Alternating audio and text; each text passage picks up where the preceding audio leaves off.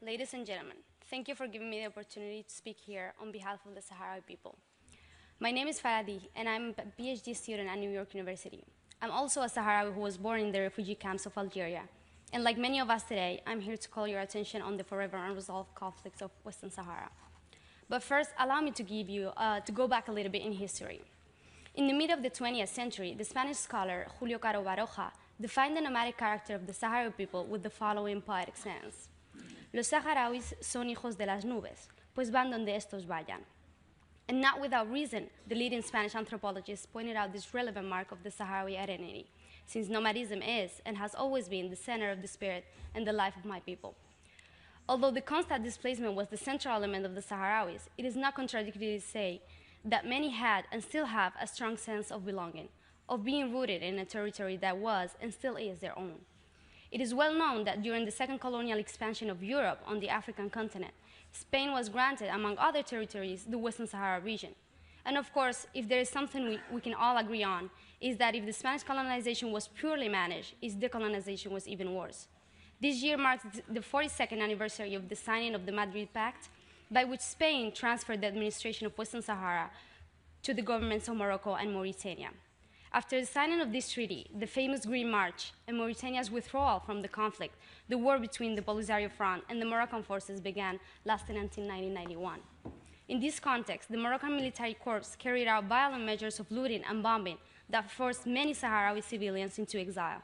In their flight to Algeria, country where they found refuge, many of my people were persecuted, tortured, and killed.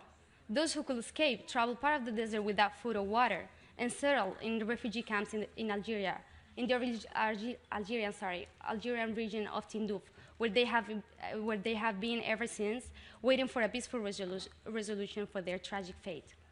Meanwhile, in the occupied territories, the Moroccan government establishes a strict administrative and media control, the great propagandistic power, and the inflexible information blockade in relation to the Western Sahara issue aims to prevent the Moroccan population and the international community from intervening or knowing what is really happening to the Sahrawi people in this region.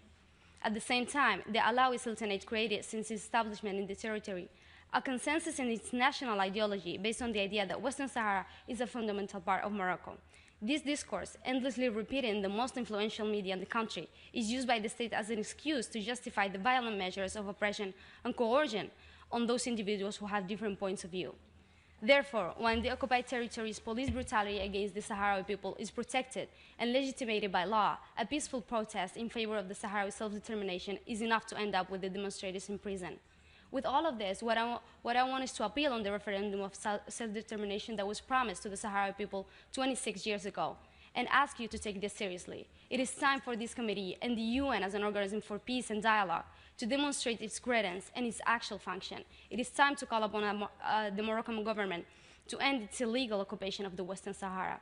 And it's definitely time to stop listening passively to our demands and fix this very prolonged negligence. Thank you.